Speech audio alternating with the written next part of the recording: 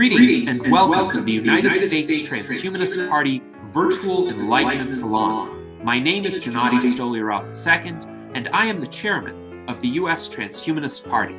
Here we hold conversations with some of the world's leading thinkers in longevity, science, technology, philosophy, and politics. Like the philosophers of the Age of Enlightenment, we aim to connect every field of human endeavor and arrive at new insights to achieve longer lives, greater rationality, and the progress of our civilization. Greetings and welcome to our Virtual Enlightenment Salon of August 14th, 2022. I am pleased to offer this fascinating conversation for you today about our need to find and maintain the inner strength to persevere in the pursuit of radical life extension during what are admittedly quite challenging times. So joining us today, we have our panel of U.S. Transhumanist Party officers and members, including our Director of Visual Art, Art Ramon Garcia, our Legislative Director, Jason Geringer, our member and founder of the Human Achievement Alliance, Dr. Edward Hudgens, and our biotechnology advisor and founder and CEO of Sierra Sciences, Dr. Bill Andrews. And our special guest is James Strole. He is the executive director of the Coalition for Radical Life Extension, which is the organization that puts on RAADfest. RAADfest, of course, is the premier conference for longevity advocacy and for longevity enthusiasts from around the world to attend. And this year, RAADfest is going to be held in October in San Diego, California. This will be the 7th annual RAADfest, and I'm pleased to have attended all of them. I'm going to be there myself. And today, I am very happy to have Jim on as a guest to discuss the central topic of our conversation, which is how we maintain that motivation to persevere in the face of adversity, despite all of the problems of the world. How do we essentially keep our focus on the goal of continuing to live longer, healthier, better, and making the kinds of decisions that are required in order to achieve that goal. So thank you very much, Jim, for joining us. We're honored to have you with us today. And please tell us some of your thoughts in this area. Thank you, Gennady. Thank you for having me on, and greetings to everybody. I'm so happy to be on here with you, and thank you for all the great work you're doing to help advance, radical life extension.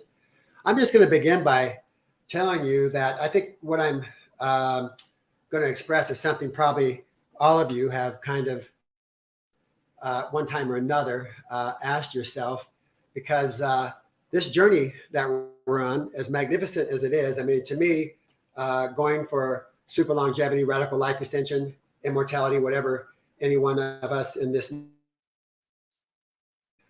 is a very challenging, very exciting and very challenging pursuit. I've been actually turned on to the idea, as I think most of you know, from an early age, like some of you.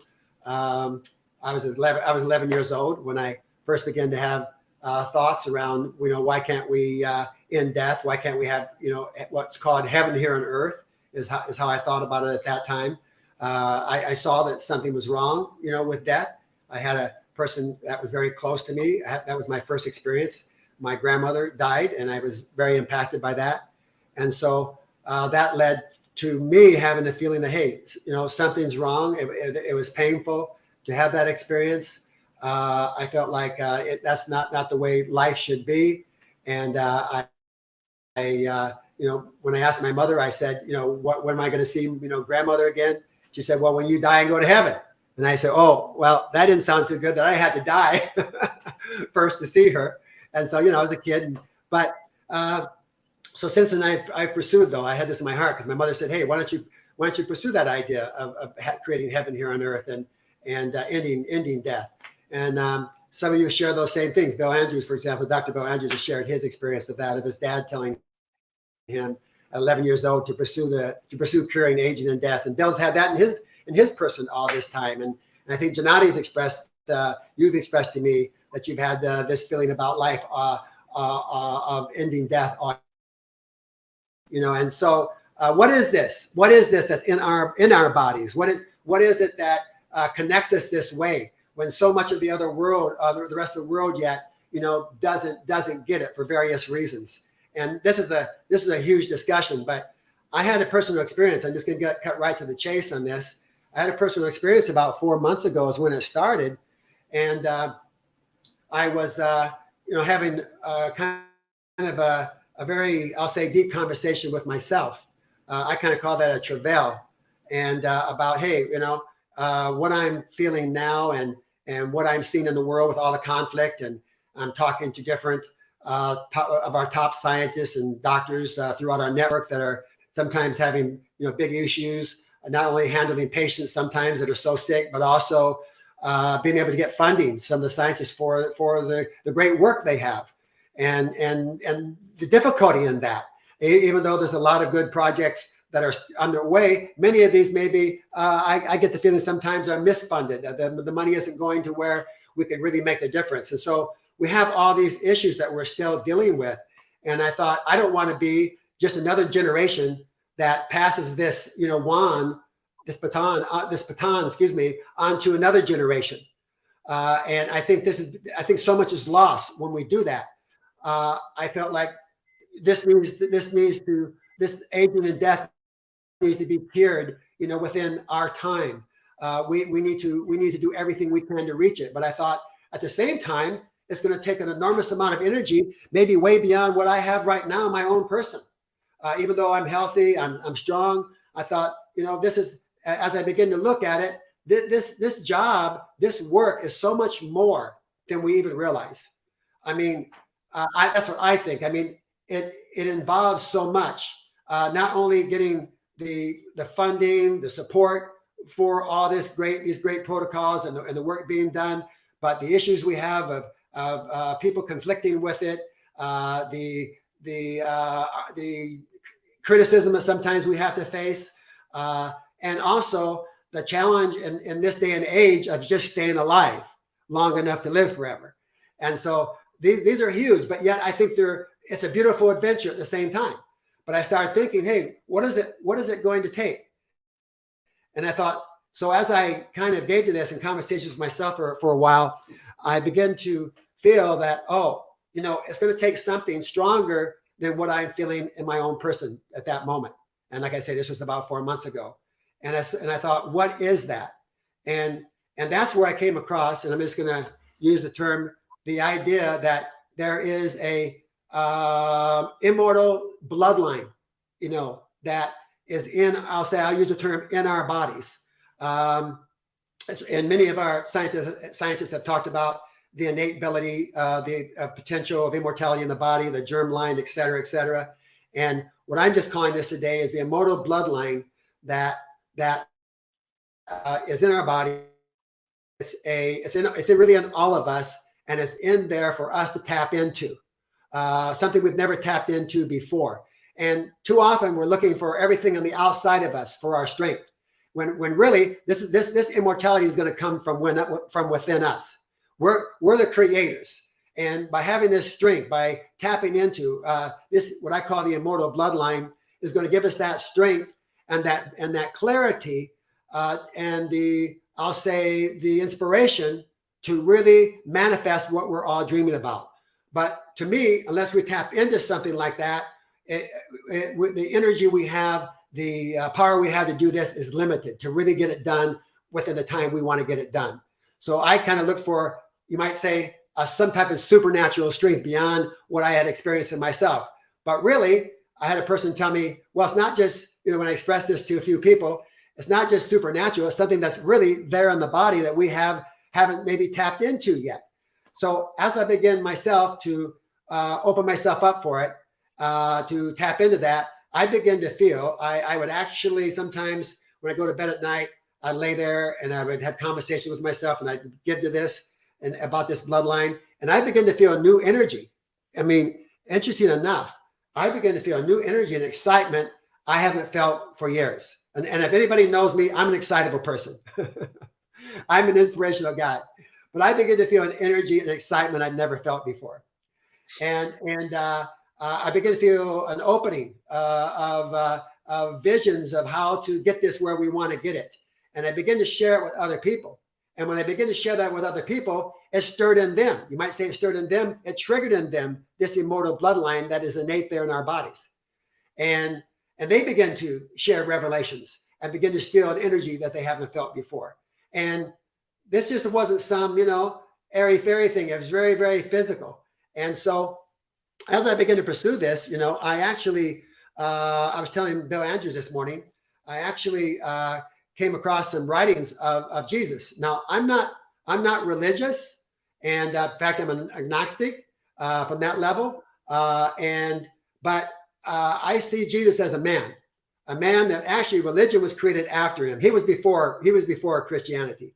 But I also saw that I was drawn to his writings and recently, and I saw that really he was speaking about immortality, and he was possibly the first human being.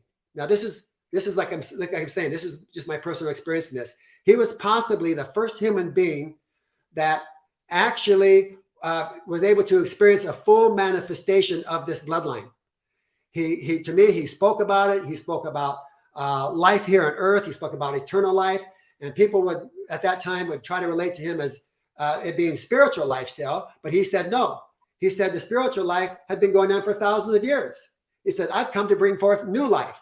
And he spoke about the physical body, that there was that ability to actually have the kingdom of heaven here on earth now. And so, but most of the people at that time, because there's very primitive times, even though we experience that here now too, but it was very primitive then, couldn't understand really where he was coming from. He was, in my mind, murdered. His message still imprinted human beings at that time. This is why we have billions of people today that actually were impacted by him on some level. Okay, even though Christianity, the religion, took it and built something out of it that, in my mind, wasn't really where he wanted it to go. But he made an impact. And why I'm bringing up him is that this is in the human DNA. Okay. And he helped manifest that. And even before that, there was people from the human strand that were actually giving, I'll say, insights and desires to live immortality, to be immortal, to live long, unlimited lives, even before him.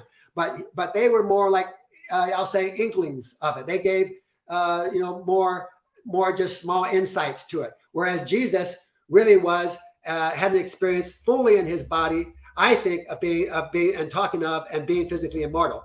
So the only reason that's important to me is that consequently he manifested a imprint in the human body, in the DNA.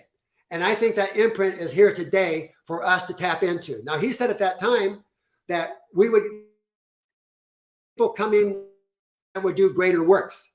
So my question is this the greater works? I think so. What is greater than ending aging and death? What is greater? We all know. I know I'm preaching to the choir there because we all know there's nothing greater. I mean, if you don't have your body, you really have nothing, And so I think he was speaking of the kingdom, not being somewhere out in the sky somewhere, but the kingdom being the body. And so today, we have the opportunity, and I'm just experiencing. You can feel me today. I'm just experiencing a new awakening in my own body to this, a new energy, an energy that I personally feel can take me and all of us, and that actually can experience this into the energy that we need to accomplish what we need to do to accomplish an ending aging and death. Like I say, this journey is takes much more than any of us imagine. Any of us that have been in this for a while, we know that. I mean, Bill Andrews, for example, he's got this great therapy ready to go, and he's had to go through so much for so long. I've sometimes wondered, I said, wow, Bill, how do you handle this? But every day he's going. I call him and encourage him, and I think that's important. But I think today we can tap into this new energy with each other and build up on that. I want to speak about this at RAAD Fest because there's so many people, for example, that are kind of losing heart. They're older. They don't think they're going to make it. They don't think they have a chance. And I want to tell them today they do have a chance. But we need to accelerate this in a way we never have. But it's going to take an energy that we've never had before in our bodies. But I think this is the way that I've experienced to really tap into it. Mm-hmm. Yes, thank you very much, Jim. And you clearly showed a lot of energy and a lot of enthusiasm in delivering these remarks. It's always quite impressive to hear you speak because you are quite a passionate, charismatic orator, and you certainly draw people's attention. You draw people's attention in ways that lead them to think, lead them to consider some possibilities that they haven't thought of before. And one of those is this idea that Jesus was, in the words of our friend Daniel Twett, perhaps the first transhumanist, at least in that kind of framing that you provided, that he was talking, and this is true actually based on even official Christian theology. He wasn't talking about some sort of spiritual afterlife. He was talking about resurrection in the flesh. And when we had conversations with the Christian Transhumanist Association, with the Mormon Transhumanist Association, they confirmed this to us. So there's definitely a lot of truth in what you're saying. And I think it is also worthwhile to consider, what is it that motivates those of us who have been enthusiastic about radical life extension and the defeat of aging and death from an early age? Because as you pointed out, when I was a child, when I first learned about human mortality, I recognized the injustice of it right away. And I was inconsolable for quite some time as a child after learning that people died, because how could this be? This seemed to be completely undeserved. If somebody did not commit a heinous crime, why would they be deserving of the death penalty? And I think a lot of children experience this kind of reaction, but many of them are amenable to various tactics, various culturally evolved mechanisms that are designed to kind of pacify them and get them to accept human mortality as either inevitable or even somehow justified. And some of those justifications are unfortunately religious, as in certain interpretations of Christianity, but many other belief systems as well. Others are secular. There are a lot of atheists, unfortunately, these days who repeat statements like, well, we are all stardust, so why should it matter if we go back to being stardust? Well, I think it matters that we are unique, precious, irreplaceable individual universes right now. And if the body dies, as you pointed out, then that universe gets extinguished. But I would be interested in the thoughts of anyone on this panel who also refused to accept death from an early age. And what do you think motivated you? What do you think makes you different from the vast majority of humans who have somehow, unfortunately, reconciled themselves to death? Because I think identifying those differences and bringing them out can help us find that, let's say, motivation in other people and figure out how to bring it out in them, whatever age they are, whatever their prior life story has been. But if we can very clearly identify what that motive force is within ourselves, we can help others discover it as well. So Bill, of course, you have been influenced from an early age by your father, who asked you essentially to work on curing aging, and you agreed and you devoted your life to this. Tell us a bit more about what went on inside your mind as a child, how you got to the point where you refused to accept aging and death as inevitable. personally, when I was that young, it was so far away that I wasn't even imagining my own death yet. But I was pretty much just imagining, God, my parents are going to die and other things. And so I just thought this is nonsense. There's got to be some way to fix this problem. And like my father said he didn't know why nobody's done this before, why somebody hasn't already cured aging. And at that time, I thought maybe it is a simple thing to do. So I had no idea that I was embarking on the challenge that I did go on. It's just like, personally, when I was 10 years old, I just thought nobody seemed to really care. But now I know better, and I just know it's a big job. And so yeah, I wasn't like it was like a death sentence and things like that. But because I was too young at the time to be thinking. Later on, boy, and after college and stuff like that, I started becoming really worried that we got to go fast here, otherwise I'm going to end up being one of those people that succumb before we have a cure. And now I'm 70 years old, and it's getting closer and closer. Yes, well, you're 70 years old, but you still run ultra marathons. You ran the Marlette 50K yesterday, and you won your age group, correct?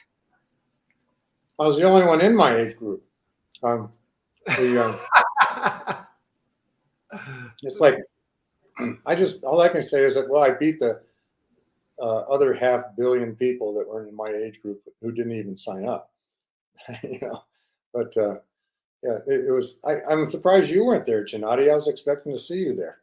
I was there. I ran the 10-mile race. It's that we didn't cross paths because I think my group started 5 minutes after your group, and of course the 50K run takes much longer than the 10-mile run.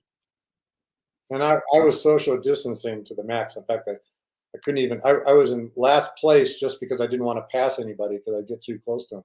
Last place for the first 9 miles, and then the trail opened up to a dirt road, and then I passed like 30 people.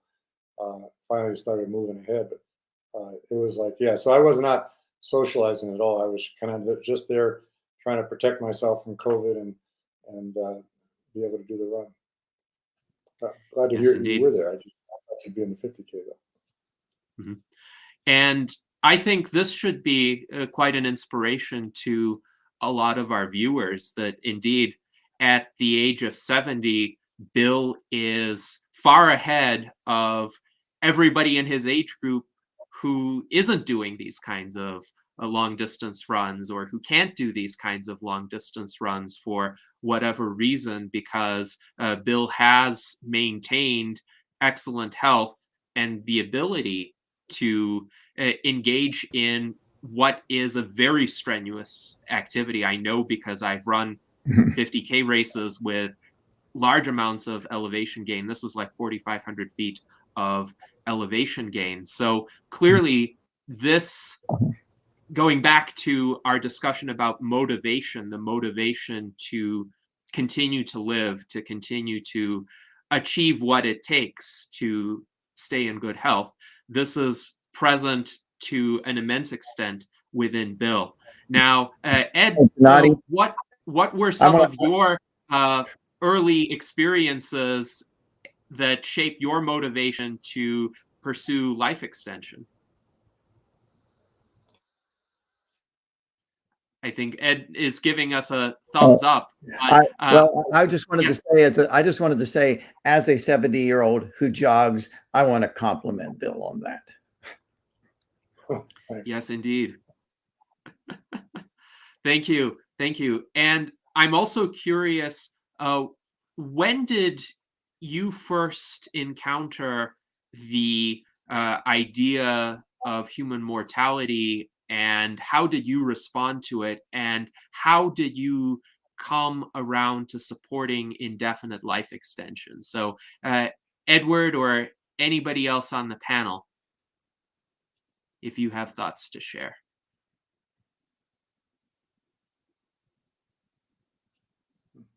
we do have a comment from Sergei Gubkin, and he actually provided a bit of a narrative of his story. He believed that there must be cycles of lives from age 4, and then during ages 5 to 10, he was trying not to think about us being stuck with death, so kind of putting it out of his mind as a child. That makes sense because often children are told, well, you're too young to worry about this. And then from ages 15 to 16 to 30, he was also thinking, well, we are stuck with death. And then he writes that he was hoping that there might be rebirth or messianic or alien resurrection, but he recognized that science provides no basis for any of those kinds of assumptions. So he was, after the age of 30, thinking that he needed another chance in life. And then he found movements that say we're not stuck with death, and there's no proof that we are inherently consigned to death. So he, I think, is saying that he has come around to the view that we need to fight death through scientific means rather than essentially consoling ourselves or hoping that there might be some sort of supernatural way to rescue our existence. Mhm. And he says, even if we can't cure aging, even if the deterioration of the body with time is irreversible, at least we tried. So there is that motivation as well. We should at least try to do something to overcome this problem. We can't just fatalistically resign ourselves to it. And Edward, you gave that a thumbs up. Do you want to expand upon it? Yeah, just my experience is kind of different. I've always been interested in science, and I'm sort of part of the liberty movement, as you well know. And I originally majored in physics and astronomy. If you haven't guessed from the photos on my wall here, but I was always so much enjoying the doing, whether it was the science or political work or whatever it was. I was just always into enjoying the doing. So I really didn't think much about death. Obviously, I've experienced it. I've had a brother die, a sister die, very terrible situations, obviously. But I was always enjoying life so much, and just not thinking about death. I wanted to get as much out of it as I can, and still do. And then, of course, as the anti-aging movement, longevity movement, transhumanist movement started to emerge because of my curiosity in science and all of these sort of things. I started to read into it and educate myself and say, wow, this is the next big thing. Well, actually, what can be bigger than not dying? And so I kind of made this part of what I am doing, with my life now. And, again, I hope I'm around, and I hope, to live to 200. I've got two 11-year-old daughters who, I want to see them go to Mars or something. But, that was always my positive attitude. And then when I saw this is possible, I said, damn, we got to jump into this.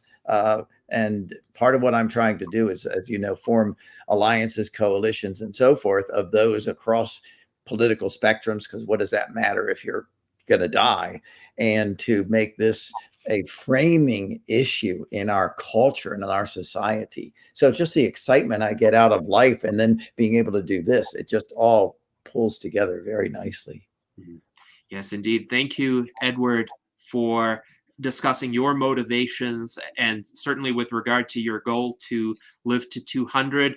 We are all there along with you, and hopefully during that time, when we will all have 3 digits to our chronological ages, we're going to continue having these conversations in an even more robust physical state than we are in today, because the pursuit of knowledge, the pursuit of wonderful experiences in the world, the pursuit of self-improvement, they're never ending. It's an inexhaustible set of possibilities. And unfortunately, we are just limited right now by the condition of our physical bodies, but that limitation is one that urgently needs to be overcome. Our friend Didier Cornell writes in the chat that, in his opinion, the real main reason why a lot of people do not enthusiastically embrace life extension is terror management theory, because this is a framework that was actually extensively discussed by Ernest Becker in the 1960s and 1970s. Essentially, to go on with one's day-to-day lives, it is often helpful to avoid thinking of death and of the ravages of old age. Otherwise, it is just too frightening. But this is an unconscious process in most people. They don't deliberately will themselves to not think about death. It's easier to put it out of their minds and focus on day-to-day mundane kinds of issues, because then it's easier to resolve the mundane issues if one doesn't have this fear of death in the background. Of course, that's in the short term. In the long term, one ignores a very critical problem. Didier does write, once you know about this process, it is difficult to come back to ignorance.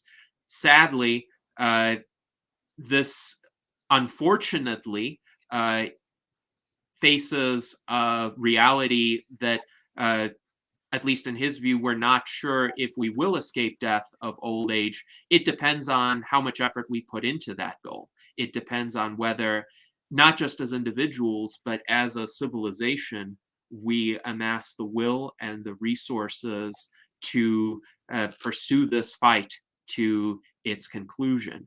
So I also wanted to ask Jason Geringer to share his experiences about what motivated him to support this fight against aging and death.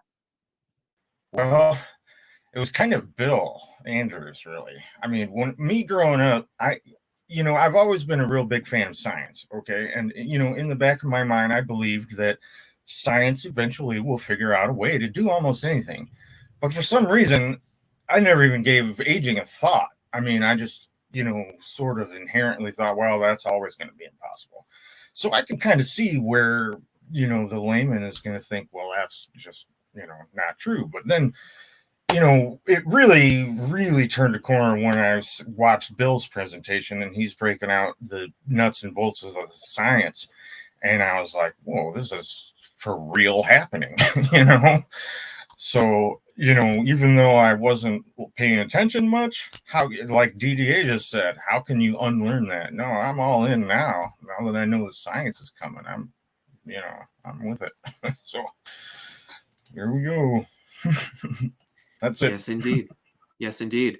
And now I wanted to also ask Art Ramon, when did you first become enthusiastic about life extension and what motivated you? Yeah, actually, death has never been a fear for me. For me, the fear is living in a reduced capacity, like being quadriplegic or being horribly burned, where you barely have any appendages you can use, or and on top of that, aging. Not having a mind you can use. Not having a body that you can use. That you're so frail that you're just completely useless. That's what frightens me. To me, dying is easy. It's very easy. And what interests me in longevity is that I've pretty much wasted most of my life being in the rat race, having the career and not doing what I really wanted to do, which was art. So, I want to live longer so that I can continue my art career and improve, because I'm angry now that, I'm 50 and I've wasted my life being in the rat race, and now my body is failing me. My joints are shot, my hip joints are shot, my knee joints are shot. I've spent a lot of my life trying to stay fit and healthy, and it didn't work. So, right now I even have a heart problem now because of COVID. So I'm having to address that. So yeah, I'm angry. I didn't get to live the life I wanted to, and I want to live longer. As you can see, my age is 50. I'm going to add a few zeros to that and become an artist and not die because, the art collectors would just want to buy my art now so that it becomes, valuable. after I'm dead, but I'm not going to let that happen. So yeah, living in a reduced capacity is what frightens me. Yes, thank you, Art Ramon. I say let's give the art collectors a run for their money, and let's hope that when you have 3 zeros after your age, they might reconsider their expectation of you dying, and they might instead shift their focus toward owning and featuring the art of a really long-lived artist. But I think you make an essential point, and that is we have such a wellspring of creativity within us, but such limited time to express it. And there are all of these other constraints. There are all of these other obligations. And sometimes we have to pursue them out of necessity, out of making a living or responding to the events in the world, which are not always pleasant. But once we are through doing that, our health may not be what it once was. And I think we all wish we had more time to express ourselves, to engage in the kinds of creative projects that really manifest the core of what we are as individuals. So, Jim, you've heard a lot of individual impressions now about what motivates people to pursue radical life extension and to be enthusiastic supporters of it. And as you can see, different people came to that set of realizations in different ways and sometimes at different points in their lives. Do you see common unifying elements among the responses that you heard?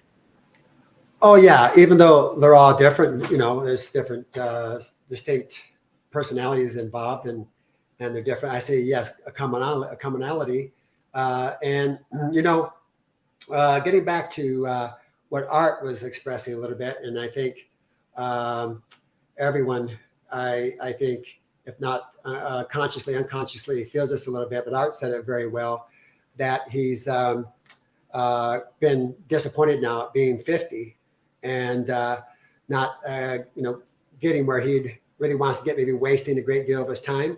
And I just want to say to you, Art, that's why I'm speaking about what I'm speaking about, because I don't think you are, but I want to say to you, by no means give up, because this is why I'm bringing out what I'm bringing out about this bloodline, because there's a whole new, I'll say, refreshing and almost like reborn experience that can happen. And I think that has to happen on some level in all of us to get where we want to get. That births us out of this death-oriented world, allow the consciousness of that, and that we realize that. See, I've been here 74 years now, and I have issues, and I know what you're talking about. This is part of it. We all have these challenges, but we're working for a world that we don't have to deal with these type of challenges anymore. Our challenge really should be, as immortals or people who are invested in super longevity, is to what can we create? What is it new that we can bring about for ourselves and one another in this new world? So no matter what you're experiencing, I want to say there's an opportunity. And that's why I'm bringing out what I'm bringing out today, because I kind of felt like what you feel at a few months ago. Felt like, wow, I'm at this point. I've done a lot, but what have I really created? I haven't created yet what I really want to see happen all the way. And I thought, what is it that, am I going to have the energy to do that? And I want to tell you today, I've tapped into that. And it's for every human being that can tap into that. And that is that immortal bloodline that's in your body. It's like having, the only way I know how to put it is like having a reborn experience into that you were born to really live, that it's time for us to quit thinking out of this mortal consciousness that we've been plagued with, that drags us down and weighs heavy on us. And no matter whether you thought about death or not, it's still there in our bodies, and we're still having to deal with it. Many of us bury this feeling. We bury the idea of dying or et cetera, because we don't want to deal with it. It's part what was brought out by Didier. I think I pronounced his name right. I'm not sure, but that he brought out that the terror of death syndrome.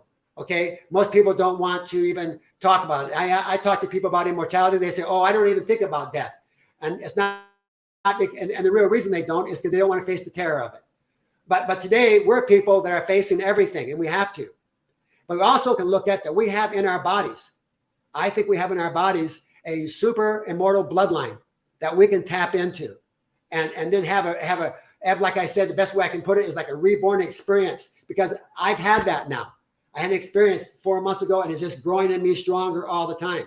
And that's why I wanted to get on here and share this with all you guys, because you are beautiful people. You want to live. You have a desire to bring about a whole new world that is without aging and death. And so I want to build you in that. And this is the way we can build each other by I'll say calling out in each other this new bloodline and beginning to identify with it and leave behind the tyranny of death, this program that's in our bodies that has weighed so heavy on us. So Art, I want you to know that there's a whole new opportunity for you here in your life. Doesn't matter. Age really doesn't matter. It's about how you feel in your body today. And I want to stir that in you to feel something new and fresh, that your life really, it can just begin today. Can just begin in a whole new way. Mm-hmm. Yes. Thank you very much for those remarks, Jim. And Didier says that you said his name correctly and that your French accent is better than his English accent. So there it is. Thank you. Thank you. Yes. Also, our friend John H. writes that, Jim, you are 5 years older than he is, but you look 10 years younger. So quite a nice compliment from John. And John also says to Art Ramon, perhaps if you do live to be 5,000, then the art collectors will be asking if you knew Leonardo da Vinci personally. And that's a good point, actually. Even though there are 5 centuries separating us from Leonardo da Vinci, in retrospect, in the minds of people 4 millennia from now, they will kind of all be blended together. We and the people in the Renaissance, and maybe even the people in the early 2nd millennium, just as we think of, say, ancient Egypt during the 3rd millennium BC, do we really, when we think back to ancient Egypt, unless we're very well versed in Egyptian history, distinguish between the Egyptians of 2600 BCE, that's approximately when the pyramids were built, and the Egyptians 500 years later in 2100 BCE, or say the time of Ramses II, who lived in the 1100s BCE, 1200s, 1100s, who was essentially 1400 years later than the builders of the pyramids. Yet most people, when they think back to ancient Egypt, they think of it as kind of one big continuous civilization. And I wonder, if we live long enough, will people lump us with others who lived centuries before us? So we would be thought of in the same breath as Da Vinci or Thomas Jefferson or Henry Ford, even though right now, of course, we think of them as coming from very distinct time periods. So that's a fascinating thought, that maybe in the future we will be seen as the ancients, and hopefully the oldest living ancients, all of us who are currently in this conversation. Now, our friend Jason Mallory has an interesting observation. He writes, some people get high on the risk of death, for instance, skydivers, and those people feel that risking life can make them feel alive. And, you know, that's a very foreign kind of sensation to me. I don't feel that way. So in situations that prompt a high release of adrenaline, I just want to get out. Because I see the danger, I see the peril, and I wouldn't enjoy something like skydiving. I wouldn't even enjoy an extreme roller coaster ride. Of course, roller coasters are a lot safer than skydiving, and they're configured to be that way, but they're configured to exploit that sense of thrill seeking, of being on the edge. So I'm wondering, Jim, where do you think that sense of thrill seeking comes from? And is that really at odds with the desire to live longer, or can it be channeled in a more life-affirming direction?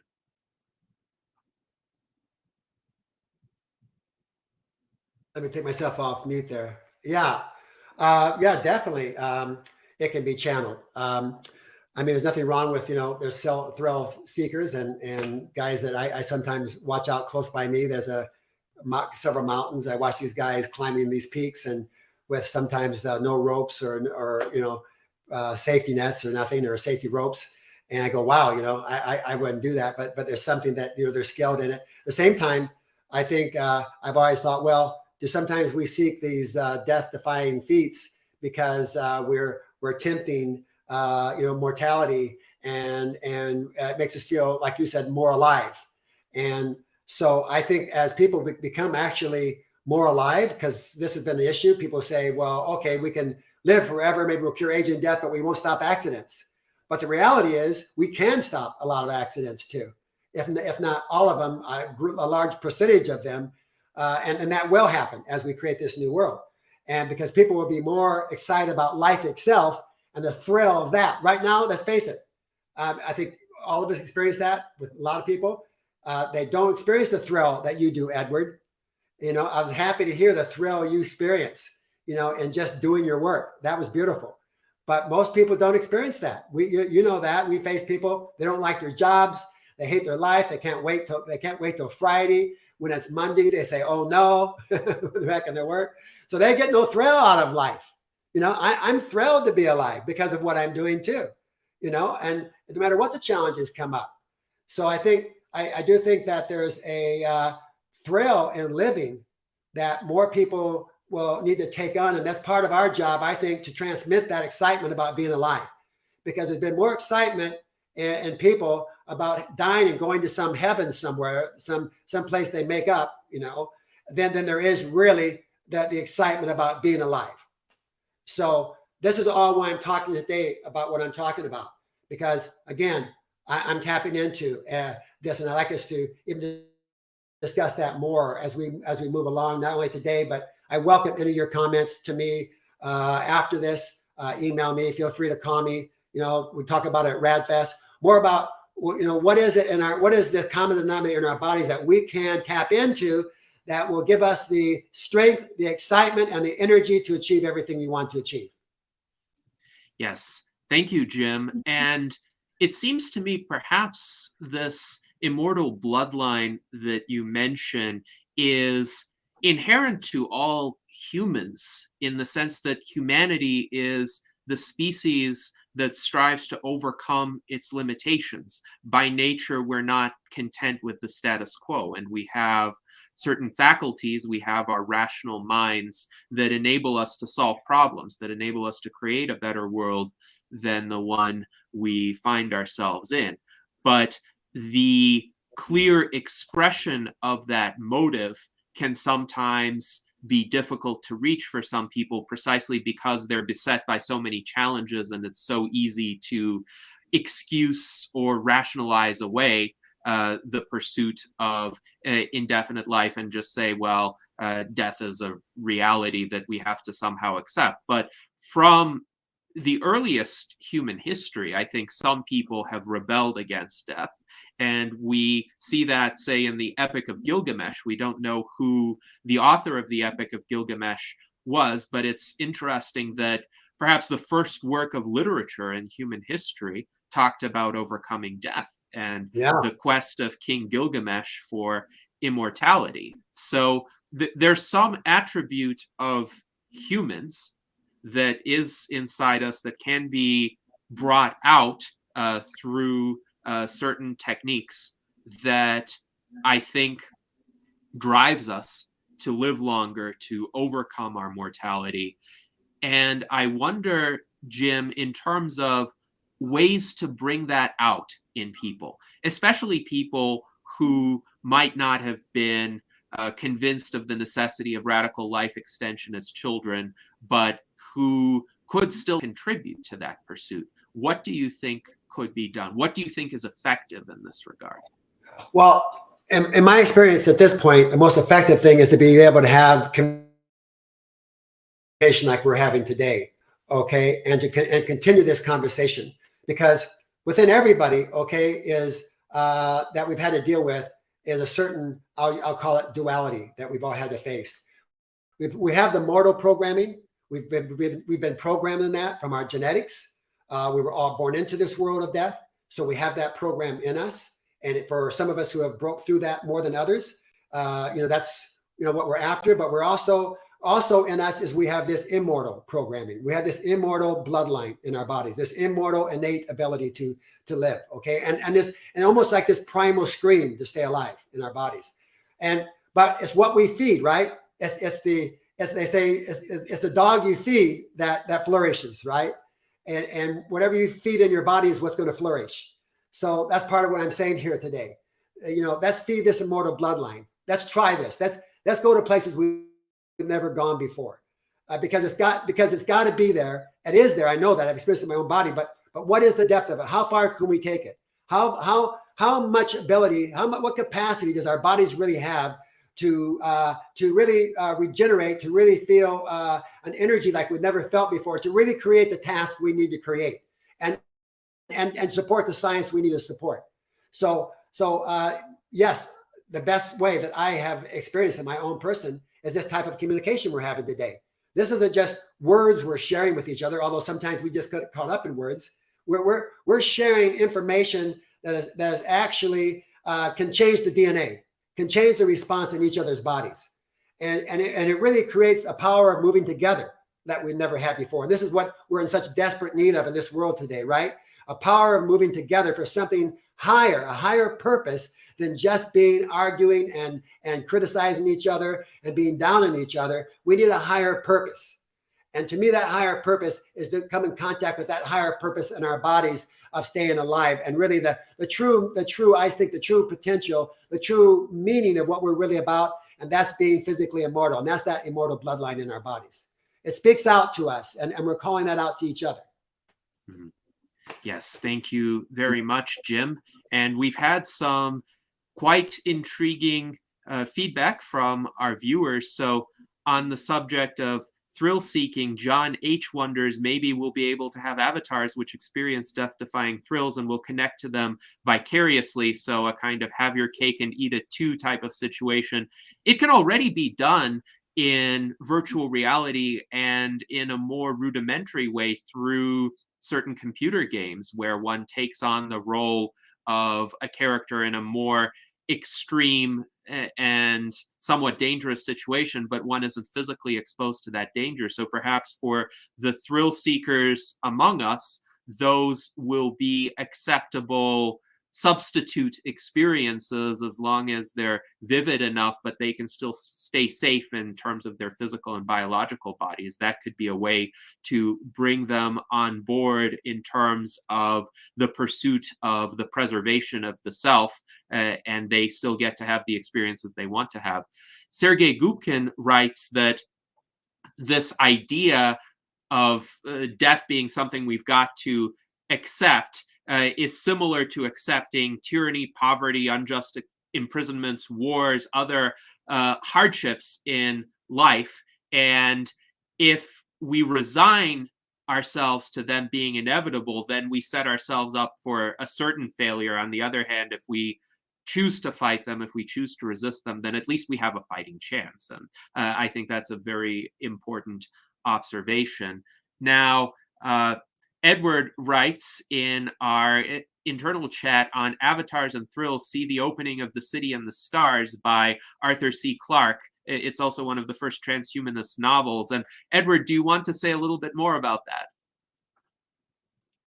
I was just putting in what I thought was an interesting comment. No, one of my favorite novels, I'm a big science fiction fan, is Arthur C. Clarke's, I think it was a 1954 novel, The City and the Stars.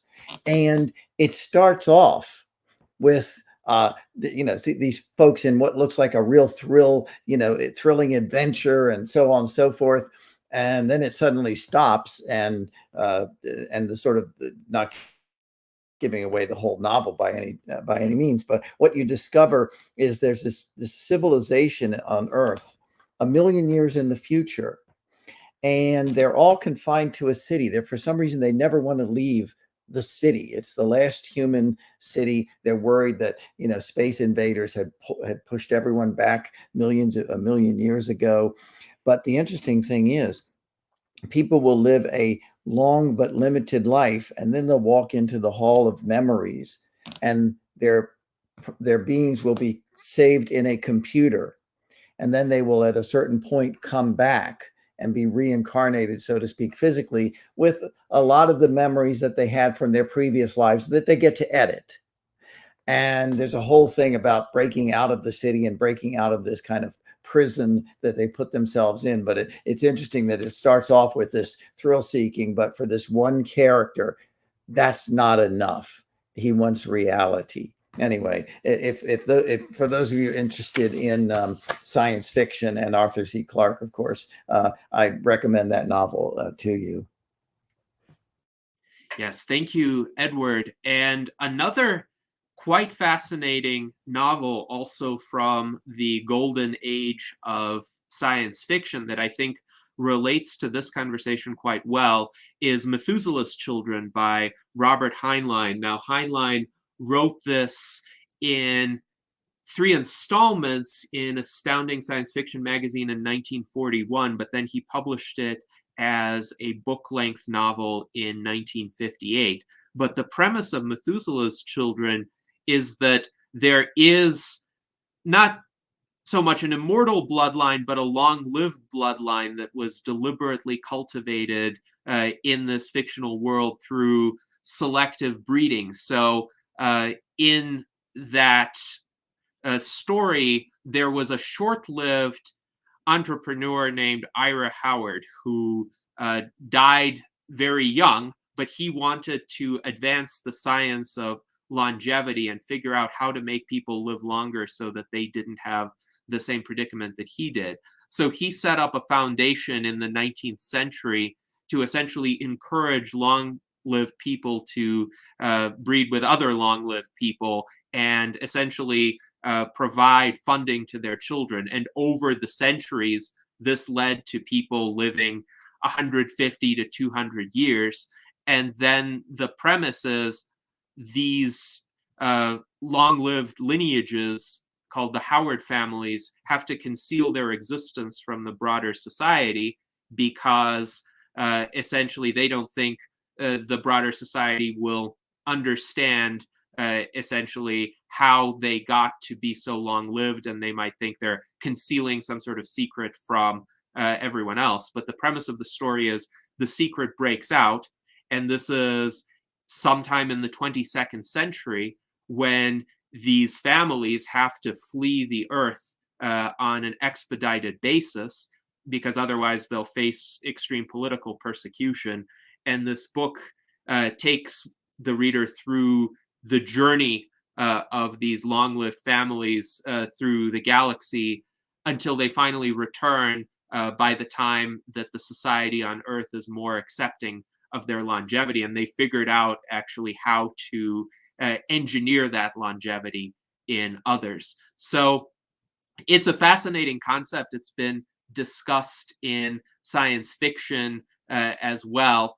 And also our friend Daniel Twett writes that Arthur C. Clarke's short story Dial F for Frankenstein inspired 9-year-old Tim Berners-Lee to invent HTTP and the World Wide Web. So there's a lot of influence from this golden age of science fiction on transhumanism and on our pursuits of greater longevity, technological innovation, improved human well-being.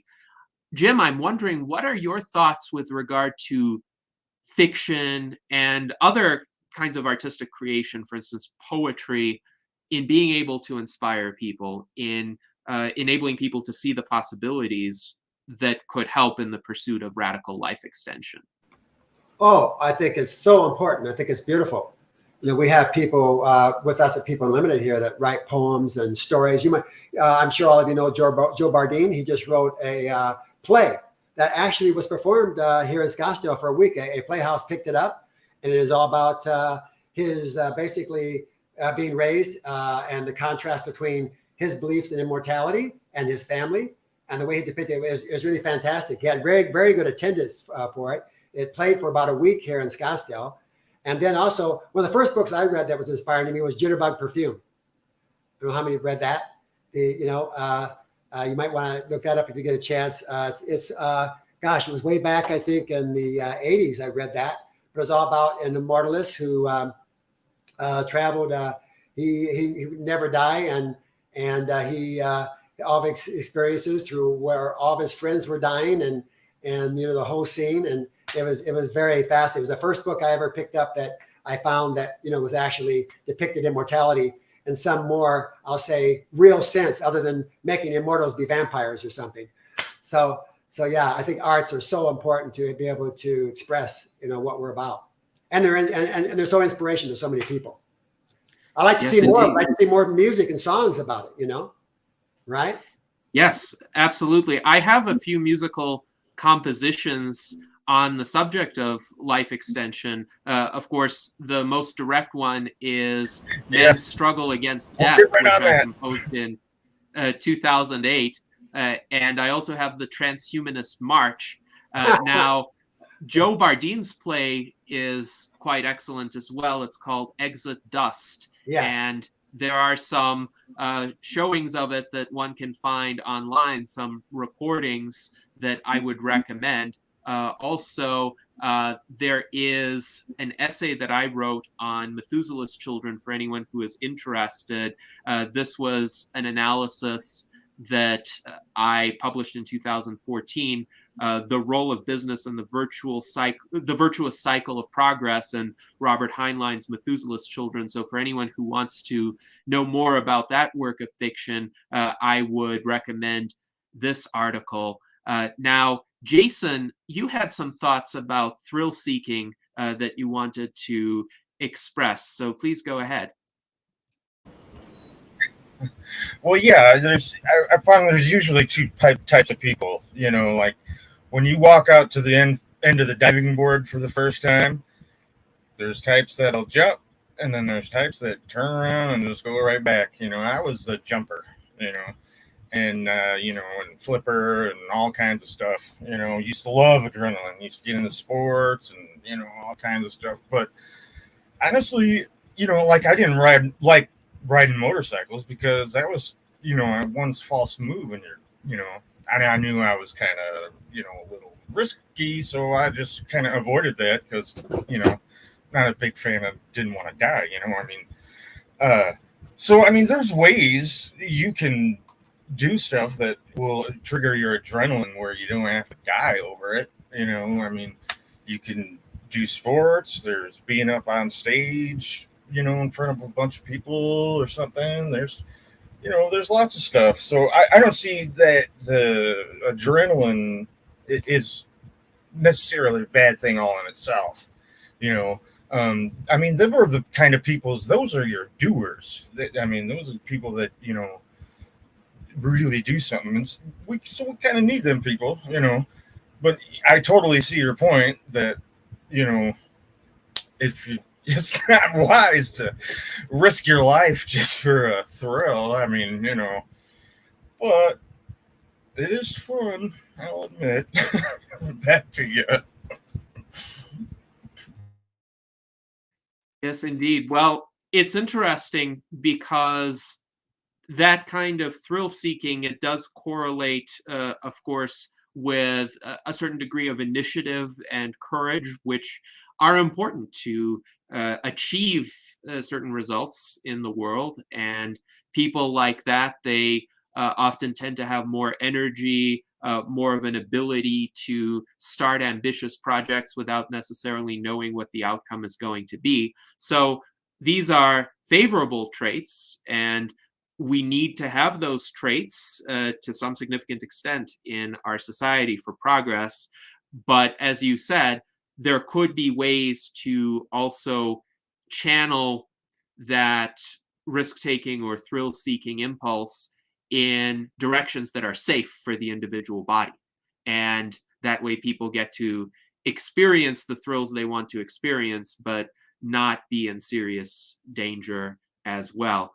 So I think those are valuable observations. Now, Jim, I wanted to give you an opportunity to speak about RAADfest and how RAADfest can help people essentially find the motivation to persevere in the pursuit of radical life extension during these challenging times. RAADfest is going to be held in person this year for the first time since 2019. So tell us more about that and what we have to look forward to.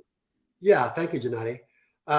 Yeah, and I'm really, like you said, I'm happy, so excited. We're coming back after 2 years of being virtual. A lot of people are biting the bit to be in person. There's people who are still a little bit nervous about it, but really we can do it safely, and we will do it safely. We've actually been meeting here at People Unlimited. We're very careful. I'm very careful, wear masks where I go, etc. And at People Unlimited, we've been meeting now for about almost 4 months, and I've never had an infection out of the room. And so there's ways to do it that we can be together and be safe. So I want to encourage everybody who's listening to be there because it's necessary. We need to come together in person. It's part of, I'll say, stimulating and bringing out the best of all of us. There's really no event like RAADfest. There's many great events, okay, but there's no event like RAADfest from the standpoint of the camaraderie in it. There's no backbiting of the or unnecessary criticism of the scientists. They work together, but there's, everybody will say their opinions, healthy debate sometimes, but they're all working together for the same purpose, and it's a beautiful thing to watch. And it's great to see all the public that come that just really are activists and advocates for radical life extension, and we want to build that up. I was talking to Bella Falloon just last week, and really we're working every way. This year, RAADfest we'll have a substantial event, but we're coming out of the pandemic, so it's going to take a little time to build it up where we want to again. I think for 23, we're working to really have a really enormous showing. People will feel more and more confident as we go along. But this event is going to be special because it's our first time coming back together, and we're also giving for those who haven't registered, we're giving a special offer right now. You can go on www.raadfest.com on the website and click onto that. And there's a substantial discount. We try to make the event, we're a nonprofit, so we try to make the event very affordable to everybody. It costs a lot to do an event, as most of you know that have been involved at all in this kind of thing. Some people might think, well, it's a little expensive, but you compare this to other events and what you get, you'll see that it's not. That really, we've really priced it, really fairly, because the registration comes with meals. It comes with, the entire event, both the RAAD City Hall, where all the exhibitors are, and the main hall. So it's going to be a fabulous event. I mean, I'm glad you're coming, Gennady. You too. Yeah, Doug, fantastic. All you guys. We're going to have a beautiful time together. And any comments you want to make about it is great too. But I'm just grateful we're being able to have it this year. We were able to get a good hotel, the San Diego hotel that we were in the first year, 2016. Now it's completely remodeled it. They've done, it was about $90 million into this hotel.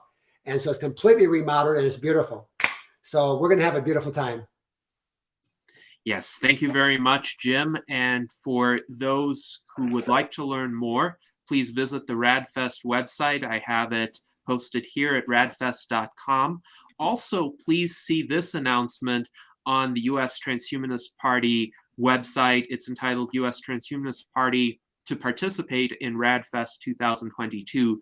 The reason why I am recommending that you go to this page is you can get a special discount code to register for RAADfest and get $201 off of the listed registration fee. So that's a substantial savings. If you enter the code transhuman22 when you register, you will be able to realize that savings. So we want more people to visit RAADfest in person and have the kinds of conversations that we were able to have there in the first few years of RAADfest. I really found this event to be quite valuable in helping build our network, helping build the communication channels that form an essential part of our movement, because ultimately we need to have the ability to engage in long form conversations about our respective projects, about our areas of interest, and find some surprising ways that we can collaborate with one another. I think one of the best purposes of RAADfest is as a venue for making these kinds of connections and even discovering what one might not have been aware of and what one wouldn't have been aware of otherwise. But by going there, seeing thousands of people, interacting with them in a variety of combinations, one opens oneself up to this vast world of the pursuit of life extension and the many projects, both from a scientific standpoint and an activism standpoint, that are ongoing in this world. So I hope to see many of you there. If you do arrive at RAADfest and you see me there, please feel free to approach me, and I'm sure we'll be able to have a great conversation about longevity, about philosophy, about politics, about current events, anything that you take an interest in. So thank you, Jim, for that particular overview. Now, could you tell us a bit more about some of the scientists who will be there? I know Bill Andrews will be there, Liz Parrish will be there, and they're familiar to our viewers. And of course, Dr. Edward Hudgens will be there as a sponsor of RAADfest. Is there anyone else whom you would like to highlight for our audience, Jim? Yeah, well, let me say to begin with, I'm really glad Ed's going to be there again, because he always adds a lot. And again, Ed, thank you for everything you're doing. Good job. Ed keeps in good communication. He's a real great advocate for radical life extension. Yeah, we have some Dr. Hebert, who you might have heard of. It's a whole new topic to RAADfest in the context that he's talking about the different body parts transplantations, and for keeping us alive. That's going to be very exciting. And we also have some really great doctors going to be talking about plasma exchange. Dr. Martinez, Greta Blackburn is going to head that panel. She's actually been working with a couple of these doctors. I'm trying to think of the other doctor's name. I don't have that in front of me, but that'll be a blood plasma panel that will be really going to the depths of what it is to the results and the benefits of doing blood plasma exchange. And so it's really advanced work that's being done on that level. So what we've done is broke most every one of our speakers down into panels this time, so we can really stimulate not only giving them an opportunity to express what they're doing, but also to give them an opportunity then to actually have exchange between each other. So we have some great stem cell panelists, for example, Dr. Joy Kong out of LA. Dr. Chan will be back, Michael Chan. Many of the top stem cell doctors who, Dr. Davis, many others that are just doing that fabulous work in this field. So we're going to have a better lineup, I'll say a stronger lineup than we've ever had, of people doing amazing work, right? So, what one other is vital about letting people know about RAADfest who don't know too much about it is focus is actually age reversal, although we go into a lot of the wellness areas. So it's the only event in the world that actually main focus is age reversal concepts. And of course, to get there, there's all kinds of great wellness protocols that are introduced too, but the focus is really age reversal. And that's what makes it really special on that level, because that's the edge, that's the very working edge of super longevity. And that's what we're really after, right? So that's what makes it very, very exciting. And it stimulates these conversations, like you said, between each other that are really extraordinary. Yes, thank you, Jim. And I've posted here a link to our previous virtual Enlightenment Salon with Jean Hébert, who speaks about replacing aging. So his concept of incremental replacement of brain tissue to prevent brain aging and reverse aspects of brain aging. I think it's quite creative and intriguing. And for anyone who wants to learn more, please watch that Virtual Enlightenment Salon. I also wanted to highlight our previous Virtual Enlightenment Salon with Joe Bardeen, where we discussed art and writing and cultural creation to a great extent. And of course, Joe will be there at RAADfest as well. It's always a pleasure to converse with him. And now I wanted to ask our panelists if you have any questions for Jim based on anything that we've discussed today. So let's start with Art Ramon. Yeah, nothing came to mind, but since I'm on the spot, when you say the immortal bloodline, is that the term? Immortal bloodline? Yes. That reminds me of how the body has the capacity to create stem cells. So is that any way something like maybe some fifth dimensional, high frequency evolution, where you can get all of the cells in your body to sort of generate some sort of stem cell property and rejuvenate themselves? Have you heard of anything like that, where you can spontaneously get your cells to like turn into stem cells, like your whole body? Well, that's quite a beautiful concept you're expressing in itself. I think the body, we don't really know the full capacity, the regenerative powers of our body, because we've never really gone there to that depth, that I'm talking about now. We haven't, I'll use in simple terms, we haven't trusted our body. We haven't, for many people, the body's been seen as a bag of bones, and we haven't really given it the credit, the healing powers that it has. Actually, I don't know if Bill Andrews is still on the line, but he was telling me this morning that when we were talking about this, he said the body, if you actually believe that, for example, if you have cancer or any other disease, and you actually believe that you can get over that, and you actually feed that thought, and you emphasize that in your own body, not just going further than positive thinking, that'll make all the difference. They know they have the science on it, that'll actually make all the difference in the world in your healing. In fact, more likely than not, if you come to that true conviction, you will not die of that disease. So in that sense, we've always known that the human body has powers of regeneration, but we've never taken to this point that I'm talking about now. And I would say, on one level, yes. I mean, by tapping into this bloodline, there's energy in that to enable us to keep living and to stay alive. And really, is it the full answer in that context? I wouldn't say from that place, but I do say it's the foundation of what we need to have to be able to create everything else we need to create to stay alive. The science and everything else, and the vision and the intelligence to be able to apply the things we need for keeping our life, and not be complacent about doing things that will keep our life, will keep us alive. So the body's miraculous in this sense.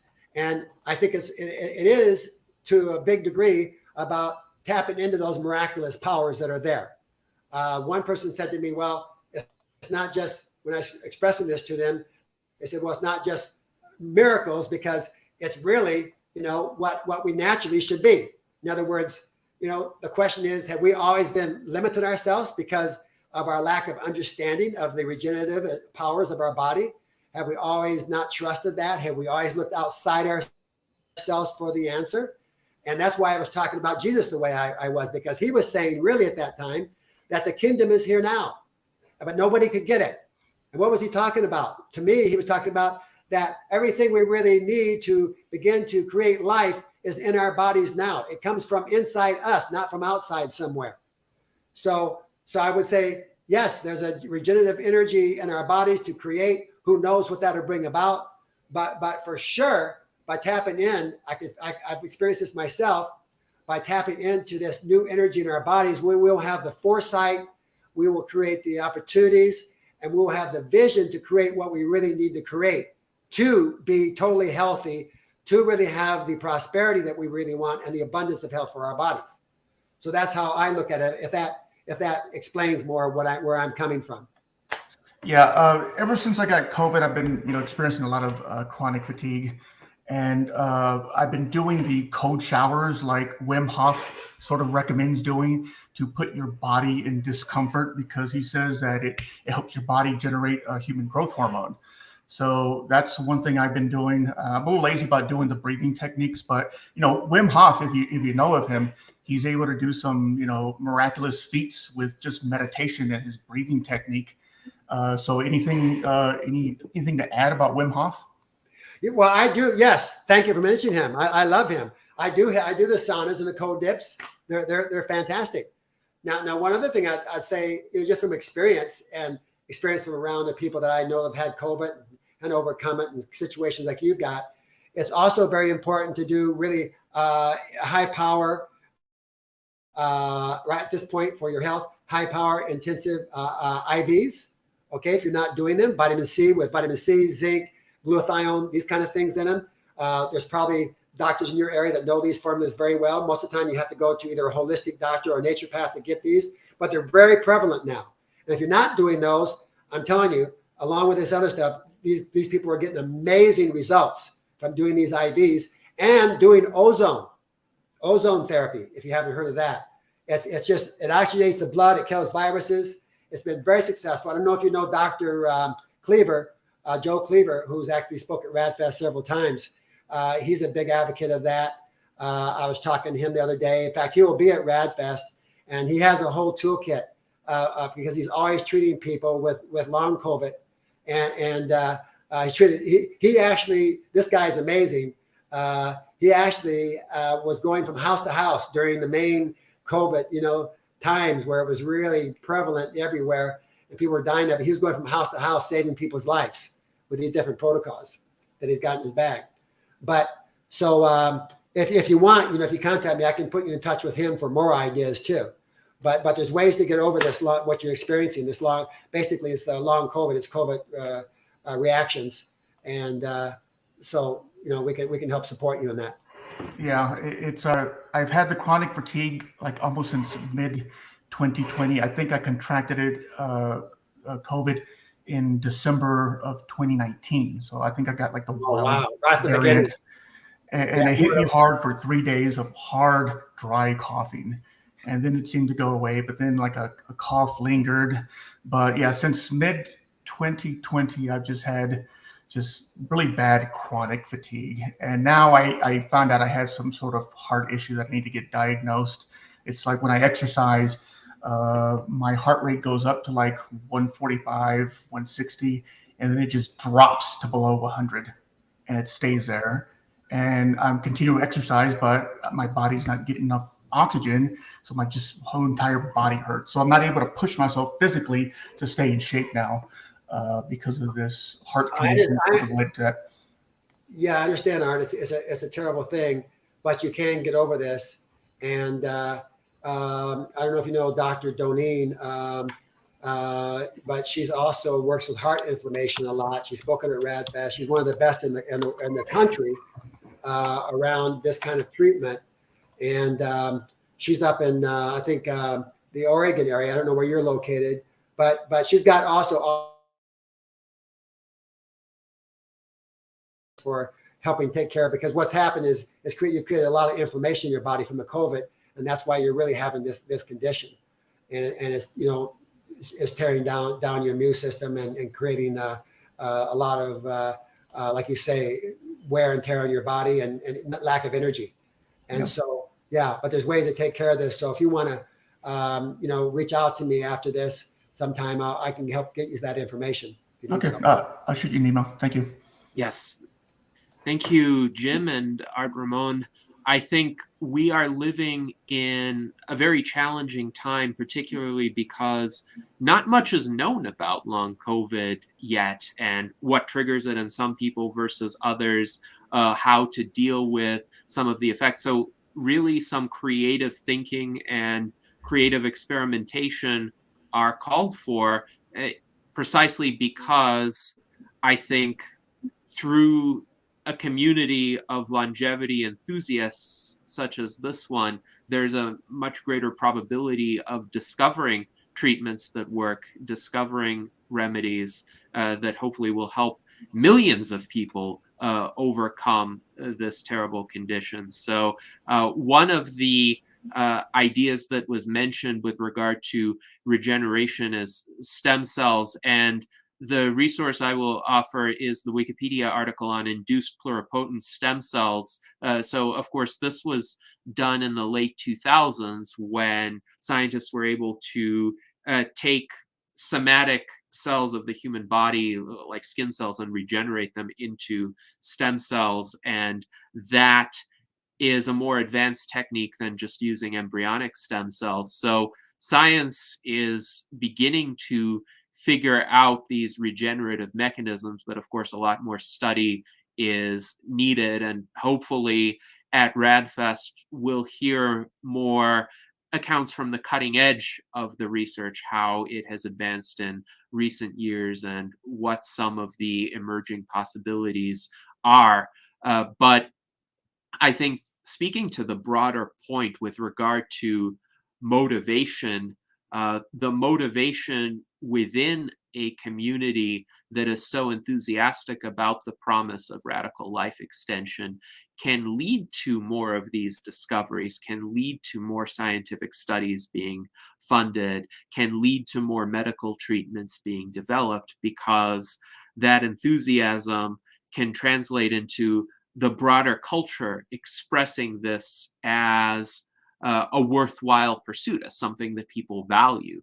Aubrey de Grey has spoken about an inflection point that he sees coming in the next few years when essentially the priorities of many people will shift, likely overnight, if they recognize that, yes, a radical life extension in one's own lifetime is feasible, and those priorities will shift even before the technology to completely reverse biological aging will become available. So we need to get people prepared for that eventuality, and we need to get the political systems, the cultural institutions aligned with responding to that surge in demand once it occurs. So Jim, what do you think can be done to prepare the broader society for that shift in attitudes when maybe even sometime later this decade, we will be dealing with millions of people who suddenly, for them, get an epiphany that, oh, this is possible. This can happen within my lifetime. What do we do now? And we're more experienced with this kind of mindset. So how can we help those people when they approach us? Wow, that's yeah. I like how Aubrey put that. That's great. Aubrey put that. That was. I'm hoping to see him at RAADfest this year too. I know Jyothi's going to be speaking there. But on that note, I think the best thing we can do is be able to be really prepared ourselves as we are, and moving towards more and more, to be able to be there for those people on a deep, psychological and emotional level, because I think there's going to be a big upheaval on one level, and it's going to be a good upheaval if that's what you're talking about. Say millions of people suddenly getting an epiphany, or suddenly overnight getting that they can have radical life extension. There's going to be a lot of questions to answer. I think that's why collectively, as we're moving, that's one of the purposes of RAADfest, and why we created it, is to create a atmosphere that people could come, get their questions, not only get their questions answered and help them with their health and their longevity, but also to give them a support system for this transition. Okay, because it is a big transition. I mean, people come in there new to RAADfest, as you know, and just like you're speaking here of people who would be exposed to this, they come in new to RAADfest, and some of them will come up to me and act like, well, they don't know what's going on. They feel something, it feels good to them, but they said, how do I get to this transition? And so, but once they experience that there's, a lot of people that are in this same, we're all in this together, and they begin to feel this, they get more comfortable with it. And I just tell them, hey, be patient with yourself. You know, there's new things to get here in your own person. Don't feel like you're going to be left out. You know, be patient. Just be present in what's happening, and you'll pick up. And sure enough, by the end of the event, a lot of times they'll come to me and they'll go, wow, thank you. I got so much out of this, and I feel totally different than when I walked in here.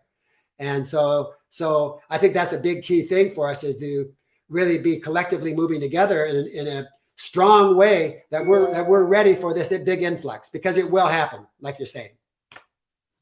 Yes, indeed. Thank you, Jim. And now, Jason, do you have any questions for Jim? Well, yeah, Jason, let me interrupt for a second. Go ahead. Yes, it's okay if you dive off the diving board. Right? Yeah, and do flips. I like those. Anyway, back to that last question. For me, just hearing a for real scientist saying, "Hey, look, the science is almost here. This is for real." That was a big motivator for me. So yeah. I think that really helped. And going back to what you were saying about like Christianity and the future and transhumanism, I see it kind of the same way, really, that I used to be really religious, and when I started seeing the science and where it's going and what's coming in the future, it clicks together. It's like, oh, okay, well, that's what was talking about, Now that might be just me placing my own, whatever over it, to try to make sense out of it, but it sure seems like that is the future that was being spoke about. And so this whole idea about, transhumanism being fringe or whatever, I see it as an inevitability. That is just the natural evolution of man. We're just going to, and so I'm not worried about, transhumanism being fringe or nothing like that, because this is just stuff that's just going to happen. So that's, pretty cool. And the question I did have for you, though, is what does RAAD from RAADfest actually stand for, and how'd you guys come up with that name? Yeah, thank you for that question. Yeah, RAAD stands for Revolution Against Aging and Death. Okay, yeah, that's what we're really in. When we came up with that name, we thought we got to have something that is more impactful than just another science name. In fact, I went to some of the scientists, including Bill Andrews, and they said to me, "Please don't create just another boring event." I discussed this with them, because sometimes we get bored in our own events and we walk out of them. We stand in the hallway. So please try to create something. So first of all, we wanted a dynamic name for it. And the reality is we are in a revolution. Okay, we're in a revolution against aging and death. That should be, and I tell people at RAADfest, we shouldn't be fighting each other, okay? We should be fighting our worst enemy, aging and death. And that's been my motto from the time on. Let's quit fighting each other. It's ridiculous. Let's put our energy into fighting our real enemy. So we named it that. And how we came up with that too is that we thought, okay, so they want, they don't want something boring. So why don't we have something like a Woodstock, okay, for radical life extension, something festive and fun. So that's what we did too. We made it festive. We have dancing, we have singing, we have parties, we have the science. At first, I think Gennady can bear witness to this. It was kind of funny because a lot of the people were like, oh, what is this, the science event, all this music? And we know we had this dancing, right, Gennady? Yes, it was an interesting combination, definitely unprecedented, I think, for these kinds of science-focused events, but clearly you were able to pull it off, and I think every year it has been refined so that the mix of science and entertainment kind of has been calibrated to get the best response from the attendees. So I think you've been doing a good job learning from experience and doing something this innovative. Yeah, thank you.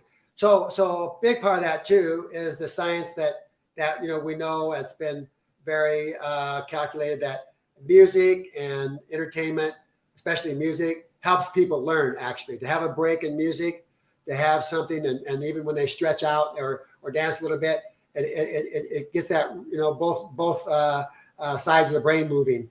And so it helps people learn. So we knew that too. And so we instrumented all that there. And plus, the public, we want to get the public in, not just the scientists, because up until that time in radical life institute movements, we only had 250, maybe 300 people, the maximum, ever show up, and most of them were just doctors or scientists. So we wanted to bring in the public to educate them and to create what's called a critical mass, and to actually bring this message to the world. And that's what we're after. So that explains that. That's what it's about. Good idea. Bring them in and then don't bore them stiff. Exactly. Good plan, man. Exactly.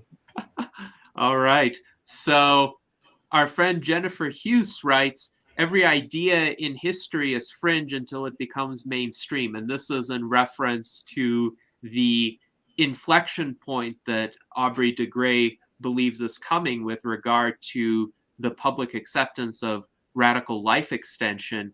And indeed, why shouldn't this be a mainstream idea, given that generally fighting disease is a mainstream idea when it comes to specific diseases like heart disease, like cancer, like Alzheimer's disease? A lot of people think it's worthwhile to fight those debilitating conditions, and they will donate a lot of money in order to support those kinds of efforts. Yeah. So some sort of switch metaphorically needs to flip inside their minds to get them to realize that fighting biological aging is like that.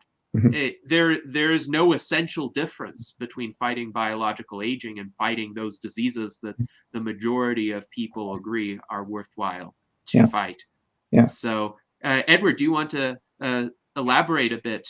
Yeah, just on that point, one of the things I've been doing, because I deal with influencers and people like that, is, for example, pointing out, if you take a look at Sen's, Aubrey's breaking down of the processes that constitute aging. One of the things I find is useful is to say, okay, well, we're talking about how do we deal with Alzheimer's? My 90-year-old mom has Alzheimer's. How do you deal with cancer? Most of those ailments come later in life. You certainly know this if you look at the budgets of Medicare and all that sort of thing. But what I do is I say, well, you know what?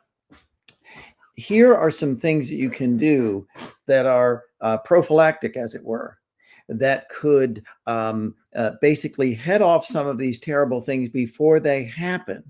So let's take a look at mitochondrial mutations. Let's take a look at telomere shortening, which of course is one of Bill Andrews' big things, and so forth. And when I start talking to people about that, then I'm sort of getting into, wow, we can head off this sort of stuff. And of course, now we're talking about ending aging. And we're doing it in a context that a lot of people can understand more than if we just come at them and say everybody should read Aubrey's book, which everybody should read Aubrey's book, by the way. But by the way, I want to take the opportunity just to thank Jim. I was at the first RAAD Fest in 2016. I know Gennady, I saw you there. I was able to meet a lot of the people who I knew about. Aubrey de Grey. I knew Jose before that, but everyone knows Jose. Hi, Jose. Bill Andrews, Liz Parrish, Zoltan Eastbahn was there, lots of others. And it was one of the best conferences I've ever been to. And I've been to conferences for decades. And so I just wanted to thank Bill for that. And I'm looking forward to this year as well, because again, I start to see with COVID, by the way, I had COVID as well about a month ago. I'd had 3 shots and I lost my taste, and it's like a cold for a couple of days, but I'm pretty much back now. My throat's a little bit scratchy, but I still can jog 50 minutes a day. So that's the good news. But again, I just want to thank Jim for the incredible work that he's done with these events. I was at the last couple, of course, virtually because, because of COVID, but I'm very much looking forward to the one coming up in San Diego, and I'll be promoting it as well. So thanks. Yeah, thank you very much, Ed. I appreciate that. Yeah.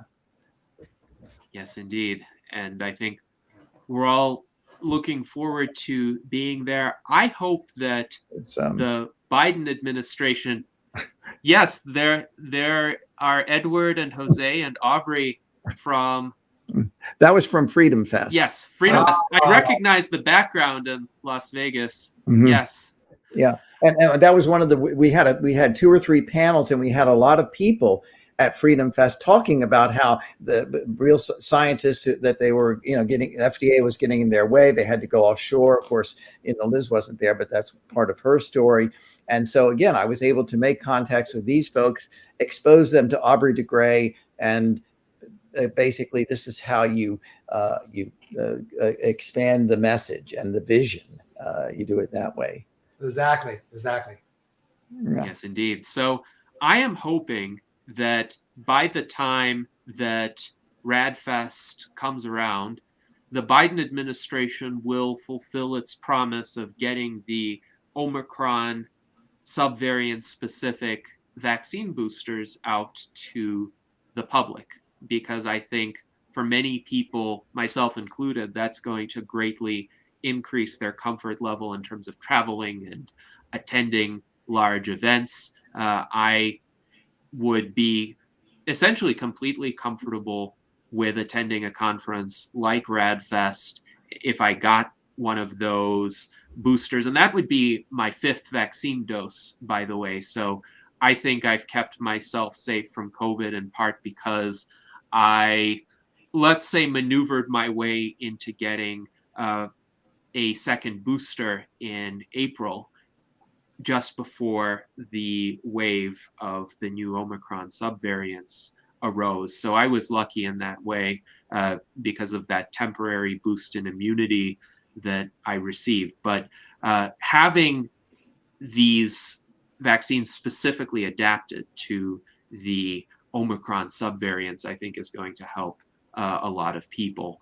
Now, we have some interesting observations from Mike Lezine, and these are very much aligned with the mission of the U.S. Transhumanist Party and what we're trying to achieve in the broader American society. But in terms of motivation to fight death and disease, he identifies a clear obstacle. He writes, "Tell that to the Americans who are entrapped in the two-party system because they do really well with fighting each other." And Jim, you were talking about death and disease being our common enemies, but so many people, unfortunately, are quite myopic these days. They're stuck in this mindset of hating half of the country, whichever half they think is antithetical to their particular values or their particular political visions. And really, we need to drive the point home that we have bigger enemies to concern ourselves about. And how do you think we could effectively get across that message, especially to people who are stuck in this two-party trap, who really focus more about seeing, quote, the other side as evil rather than seeing death and disease as the true evils that we need to fight? Yeah, it's really an unfortunate thing to see. It's painful to see people at each other this way. Everywhere I go, I make that statement. We shouldn't be fighting each other. We should be fighting our worst enemy, aging and death. And the more we can all say this everywhere, I think people lack deep purpose. I mean, to ask why that is going on. So they get caught up in these squabbles of survival. It's all part of the survival syndrome. And it's all the more reason why I've been saying we have to get out of survival and get into the activity. And this is where the consciousness, not only the I'll say the end result of creating longevity will take us, but even the consciousness of that takes us there to into creativity. And that's why I'm talking about this bloodline, this immortal bloodline, because we can now experience the end of this struggle that was in one level already finished 2,000 years ago. Because I think that's, again, what Jesus did is he ended a struggle, then saying that the kingdom is here now. In other words, we don't have to keep struggling with each other about all these indoctrination, these doctrines. We can begin to live a full life now. And I think we can do that very same thing now. And that was in the biggest message of these. I think it was in a bigger message to people across the planet that there's people who are actually dedicated to a higher purpose, and they're not fighting each other. Okay, they're fighting their worst enemy. And when we do that, it takes us into an era of creativity, and that's where we want to be. So I talk to people all the time. I don't know how you do, but when I'm out sometimes in the public, usually when I go out in the public, if I sit and go to a restaurant, I sit in the patio. But anytime I get a chance to talk to people, I'll talk about this higher purpose. They'll ask me, "What do you do?" And I get right into that. So the more people that we can relate that to, and you know what, I've talked to some people not too long ago, and now I spread this to people and limited people to do the same thing, and it's transforming some people. I mean, I was talking to a guy, a diehard guy who, in the context of everybody's bad, it's not in his side, and he was really ranting about it. And I started talking to him about, wow, I said, look, I understand where you're coming from on one level, but we got to quit fighting each other. We're not each other's enemy. Our enemy, our enemy is the death we face in the world. The people you lose that you love. Everything else that wants to destroy our very substance. And so he started looking at me, and I said, so why don't we start working to fight that together? And so immediately calmed him down. And so I think that's some of the biggest things we can do. All of us speaking up in this way, let's quit fighting each other and not do it. I mean, I've had people call me and want to fight with me about some topic, and I'll just go, hey, you know what? I'm not gonna argue with you about that. We got bigger things to do, and I'll change the subject to something that maybe we both can maybe latch onto, something that is bigger than that little argument they want to get into. So I think that's the best way for me that I'm seeing, and that's again, Janata, you've said, like even last RAAD Fest, you spoke some amazing things along this line of humanity that were beautiful. The more we can do that together, and the more we can set an example of all of us coming to RAAD Fest, that here's 1,000 or more people, and let's build on that. Let's build thousands of people. Let's get a coliseum filled with people that are building each other rather than tearing each other down. We can do that. If we can do it with 1,000 or two, we can do it with thousands, and I think even millions. Yes. Thank you very much, Jim. And you referenced the longevity activism panel during the 2021 RAAD Fest, which was moderated by Joe Bardeen and Ilana Leah, and featured, along with myself, our friend Dr. Jose Cordero, Neil Vandery, Maria and Trigus Abramson. All of them have been our guests at our virtual Enlightenment Salons as well. So that was a great discussion. I would encourage everyone to watch it. Now, our friend Jennifer Hughes brought the conversation back to Jesus with regard to Jesus's injunction to love one another. And I think that relates to the spirit of positivity that you were communicating, the effort to find common ground, ways to move forward together, even when one is faced with someone who is trying to be a bit adversarial. But she does write also, it's hard when you are struggling just for basic needs to be able to think about larger issues like life extension. And she observes some people's lives are such a struggle that they look at indefinite life as a continuation of this struggle. And Jennifer has some perspective because she ran for mayor of Camden, New Jersey. She was actually the first mayoral candidate in the United States, as far as we're aware, to explicitly advocate for life extension as part of her platform. So she would go door to door collecting petition signatures, and she got enough petition signatures to get onto the ballot. But I think she was encountering some of those responses. Camden is an area that does have a lot of poverty, unfortunately, and some people may have told her essentially what she related, that they're struggling to get their basic needs met. And these days, especially with the economic disruptions that we've had, the supply chain issues, the impacts of the pandemic, inflation, now a likely recession, a lot of people are struggling to get their day-to-day needs met. So, Jim, how could we keep their spirits up? It's one thing to keep our spirits up if we're a bit better off in terms of our material circumstances, but for people who really have to worry about where their next meal is coming from, how can we get them on board? How can we get them to keep the long-term goal in focus, to keep the big picture in focus, and recognize that they too should be interested in radical life extension, that this too is ultimately the solution to their problems? How do we get them to see this? Yeah, yeah. That's a big one, and a big shout out to Jennifer for her work in that level. And it's not easy. When people are struggling in survival, it's hard, to feed their kids or to just get a decent housing, whatever. But I think the message that I think we need to begin to put out stronger even is that this is not just some wild idea. It's an answer. Okay. It's an answer to their situation, really. That by going for longevity, by going for the quality that longevity represents, it's going to elevate, okay, their situation.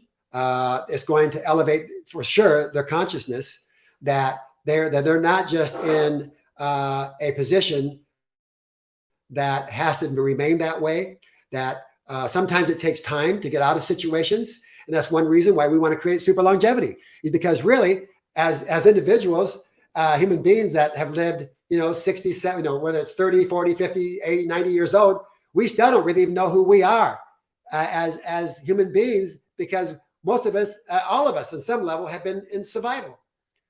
We haven't broke through this barrier. And so it's another reason why we need more time, why time is, in that context, unlimited time is so important, to not only get out of survival ourselves, but to understand ourselves on a deeper level, and who we are as human beings and what we're meant to be.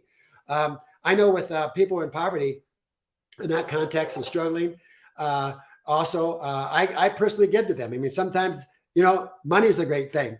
I go down the road and I'm driving, and some guy or woman is standing in the corner with a sign, and they need money. I hand them some. Now, some people will say, oh, they're just going to go spend it on drugs, or they're going to spend this or that. Hey, I'm not supposed, to me, that's part of the principle of Jesus. He said, when someone asks to give, don't always analyze and question what their motive is.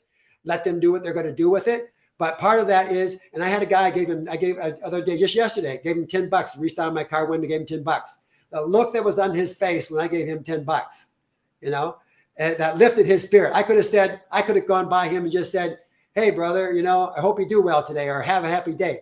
Well, he would have said thank you. But when I handed him that money, it was a message that, hey, I'll not only talk to you, but I'll give you some money, So I think that's a big thing too. There's plenty of money in the world. We need to share that. We need to be conscious that we need to share our abundance that's there. I'm into that. There's plenty of money in the world. It's just a lack of distribution that's off. Okay. And there's plenty of food in the world, but there's not the distribution that could be. So this is all, again, out of that principle of this immortal bloodline, that we begin to really see that there's answers here for everybody, but we have to be proactive in it, I guess, in the simple terms. So I really commend Jennifer for her work in that level. I want to encourage her to not stop. Yes, thank you very much, Jim. And I would say you're a very generous man. You're generous with not just your money, but with your time and your insights. And anybody who wants to hear more of Jim's insights, please go to RAADfest. And please also watch our previous virtual Enlightenment Salon with Jim, which we held in June of 2020. I think it's always a pleasure to hear Jim speak, because he conveys this passion for the pursuit of longevity, for overcoming problems, and for getting people aligned to support what Nikolai Fyodorov, the great Russian cosmos thinker, called our common task. So thank you very much, Jim. Unfortunately, our time today is at an end, but I thoroughly enjoyed our virtual Enlightenment Salon, and I appreciate you bringing the message of longevity advocacy to our viewers in such a powerful and inspiring way. So on Yeah. behalf of the U.S. Transhumanist Party, thank you so much to you, Jim. Thank you to our panel. Thank you to our audience. And until next time, I hope you live long and prosper. Thank you.